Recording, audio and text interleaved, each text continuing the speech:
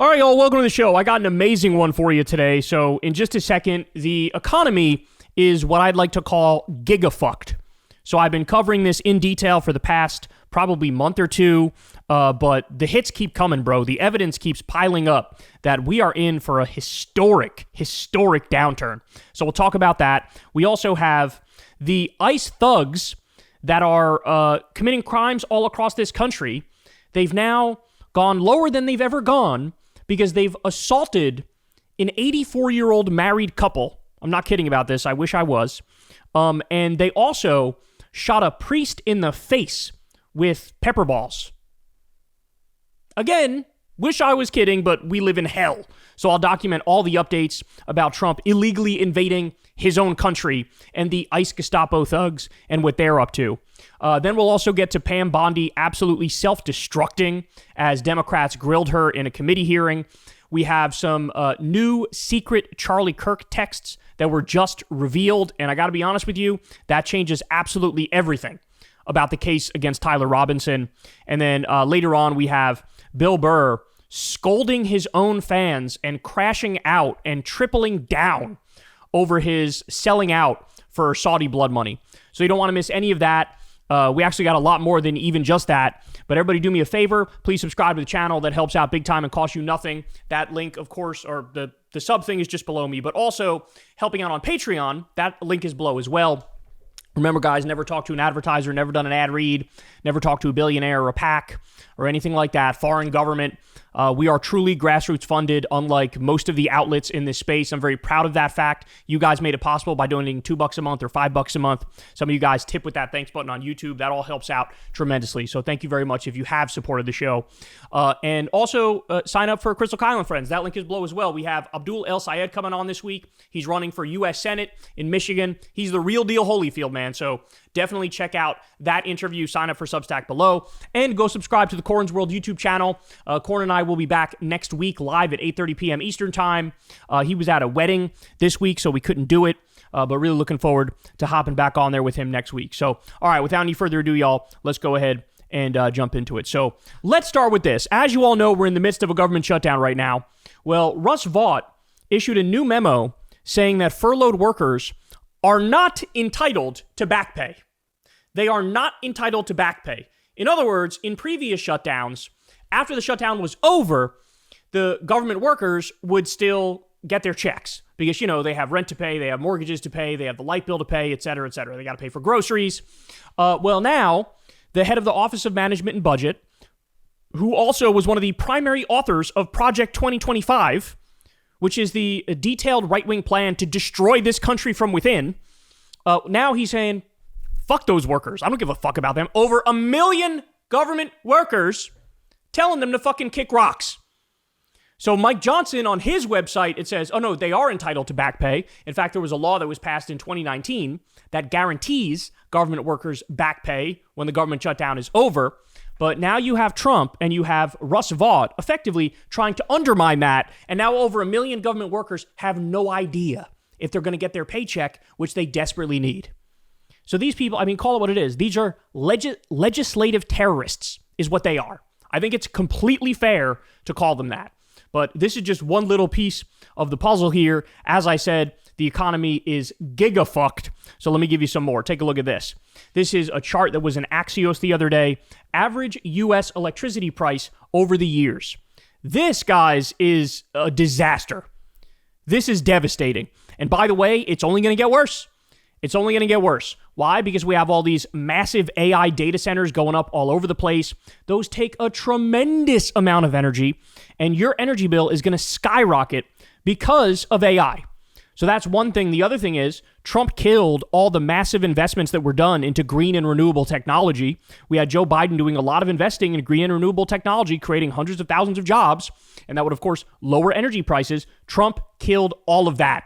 So not good, man. Really, really not good what we're looking at here. All right, let me give you some more. Mike Johnson, while talking about the shutdown, came out and told a brazen lie about how, bro, I don't know what you're talking about. Republicans are the party of protecting your health care, bro. What do you mean? So listen to this. So they created a red herring. A red herring is a distraction. They decided that they would pick a fight on healthcare. Well, let me look right into the camera and tell you very clearly, Republicans are the ones concerned about healthcare. Republicans are the party working around the clock every day to fix healthcare. This is not talking points for us. We've done it.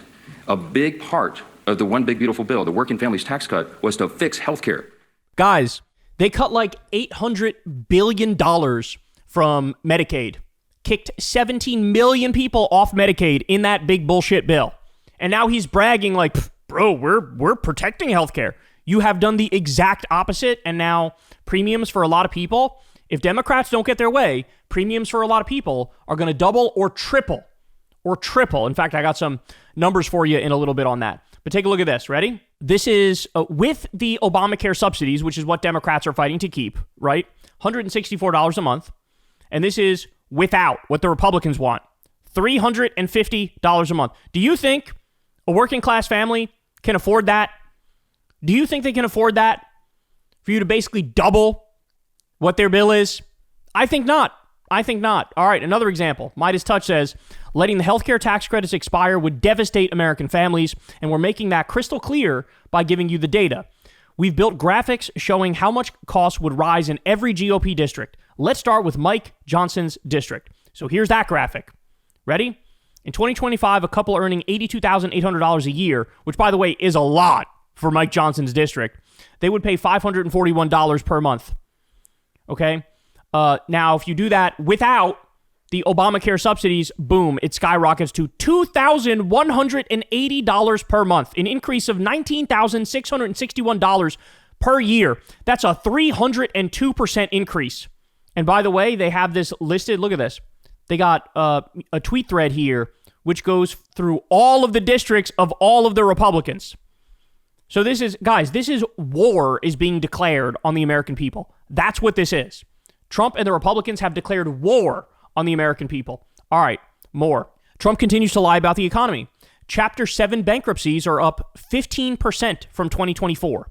Credit card delinquencies spiked to great financial crisis levels. Consumer confidence is in steady decline. There are more unemployed than job openings since 2021. Look at this. This was in Fortune magazine here. 70% of Gen Z are so anxious about money that they can't sleep. They're dealing with it by bed rotting and watching TV instead of budgeting.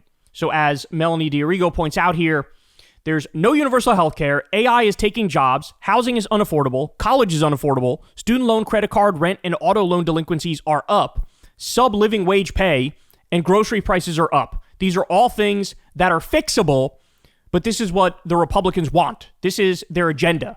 This is what they believe in.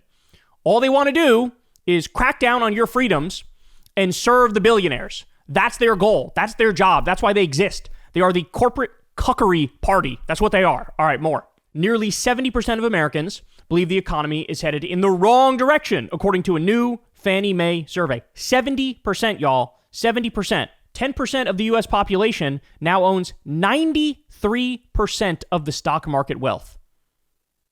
Holy cow. And I like this quote here. This was in this Guardian piece. Quote, and even amid all the economic instability, the stock market has only continued to grow. What we've witnessed is a total decoupling from your average person's economic reality and the stock market. Basically, the entire stock market is being propped up by this colossal AI bubble. I actually gave you the numbers on that the other day, and it's astonishing. The percentage of the stock market that's attributable to this massive AI bubble. In other words, most sectors of the economy are already in a recession. That's a fact. Most states in this country are already in a recession. But it's being masked over by this AI nonsense. All right, more. CBS News says, foreclosures are surging as U.S. homeowners grapple with rising costs. Foreclosures surging. Unusual Whale says, patient deaths increased in the emergency rooms of hospitals that were bought by private equity firms per Harvard University. Well, guess what, y'all? Guess what? Coming to a hospital near you. Because with Trump's big bullshit bill, minimum 300 rural hospitals will shut down, but it could be as high as like 740 rural hospitals shutting down. Stop and think about that. So if you're lucky to have any healthcare near you, it's probably going to be one bought by private equity. And they simply do not give a fuck about patient care, not in the slightest. So as Evan says here, never seen a clearer argument for socialized healthcare. That's exactly right. AI and automation could eliminate nearly 100 million jobs in the U.S. over the next decade, according to a Senate report. Stop and think about that. AI and automation could eliminate nearly 100 million jobs over the next decade. Bro, a decade is nothing, dog. A decade is nothing. A decade ago from right now was 2015. That feels like yesterday to me. Now, I know I'm ancient. I'm old as fuck. I'm 37. But that was not that long ago. And now you're telling me by 2035, we could be looking at a scenario where 100 million jobs are gonzo? What do you think happens? We already have income and wealth inequality worse than the Gilded Age. That's already the case. What do you think happens when you take away like the only lifeline that people have? Working a job, which by the way, they're underemployed, they're underpaid, but at least they have a job. You take away the one thing that they have. How does that end? Breaking, the US dollar has roughly lost over 10% of its value this year alone. I wonder what happened this year. What changed recently? Oh, that's right. It was Donald Trump getting back into office. So as you all know, his trade war that he waged on the entire world, including our top allies, that leads all of them to look at us and say, hey man, go fuck yourself. Why are you doing this to us? We're supposed to be your friends. We have a trade deal. Why don't you abide by the trade deal? And Trump goes, I don't care. I'm going to do what I want. And then all these other countries now are going, all right, well, fuck the U.S. Now we got to work with somebody else, work with China, work around the United States of America. And so because of that, people are dropping the dollar and they're moving to gold. Gold is now the flight to safety. And so the dollar lost 10% of its value this year. This was just published the other day in CNBC. The wealth of the top 1% reaches a record $52 trillion. $52 trillion. MC Squared says, even the ruling class understands this is not sustainable. We are barreling towards a powder keg moment and the French Revolution Part 2. It's hard to disagree with that. If I'm being honest with you, it is hard to disagree with that. And then finally, I wanted to bring this up. So this was in Truth Out. This was from March. But Bernie was talking here about a new RAND study that was released. And they said the following. The top 1% has sapped $79 trillion in wealth from the bottom 90% since 1975. Think about those numbers. It's almost impossible to think about those numbers because they're simply too big. In 2023 alone, $3.9 trillion was sapped from the bottom 90%, enough to give every worker a $32,000 raise. $32,000 raise. We used to talk about this study that came out, I think it was like 2023. It was a RAND study. And they said basically the top 1% had effectively stolen $50 trillion from the bottom 90%. Now that has skyrocketed to $79 trillion, y'all. So the old number was that every American worker would get an extra $1,144 a month every month for the rest of their lives if we just had the same wealth distribution as like 1974. Well, now they're saying it would be $32,000 a year more that you get if we just had the same pay disparity and wealth disparity as we had in like 1974. So there has been a war waged on the working class in this country. A war. You have billionaires, robber barons, corporate interests buy the government, rig the government in their favor, make it so that what does the government do? They're always passing tax cut after tax cut for the wealthy, always giving subsidy after subsidy for the wealthy, always union busting, raising taxes on the working class, cutting the social safety net. And the end result of that, the total corporate billionaire capture and now fascist capture of our government, the end result is they stole $79 trillion from you. And nobody talks about it. Nobody talks about it. MAGA's out there blaming immigrants and blaming trans people. Trans people didn't steal $79 trillion from the bottom 90%. Immigrants didn't steal $79 trillion from the bottom 90%. That was the top 1%. So this is where we are, y'all. This is where we are. And the instability, you could already sense the shockwaves and the instability all throughout the country. But it's only going to get worse. And I think it's going to get worse relatively quickly. Hey, y'all, do me a favor and like and subscribe. It helps out big time in the algorithm. Click the bell as well for notifications when videos drop, and watch that video on screen right now. You know you want to.